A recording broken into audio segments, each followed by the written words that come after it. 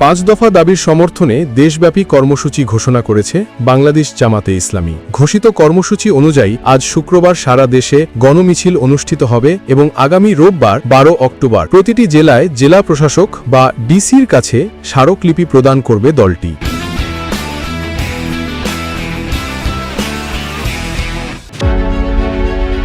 দলটির secretary general ও সাবেক সংসদ সদস্য অধ্যাপক মিয়া গোলাম পরোয়ার এক বিবৃতিতে এই কর্মসূচির সফল বাস্তবায়নে সব স্তরের নেতাকর্মীদের সক্রিয় অংশগ্রহণের আহ্বান জানিয়েছেন। তিনি বলেন, বাংলাদেশ জামাতে ইসলামী সবসময় অবাধ, সুষ্ঠু ও অংশগ্রহণমূলক নির্বাচনের পক্ষে অবস্থান নিয়েছে, কিন্তু সরকার যদি আমাদের ঘোষিত 5 দফা দাবি উপেক্ষা করে তাহলে জনগণ তাদের ন্যায্য অধিকার আদায় আরও বৃহত্তর আন্দোলনে নামবে।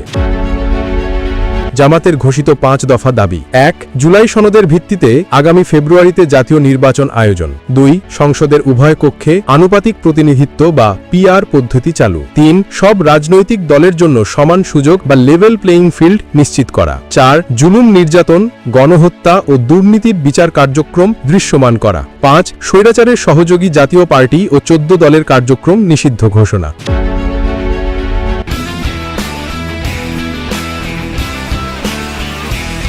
অধ্যাপক পরোয়ার আরও বলেন, সরকার যদি জনগণের আকাঙ্ক্ষা অনুযায়ী সিদ্ধান্ত না নেয় তাহলে এই আন্দোলন নতুন গতি পাবে। গণতন্ত্র ও ন্যায় বিচারের দাবিতে জনগণ রাজপথে থাকবে। নিউজ ডেস্ক, আজকের খবর।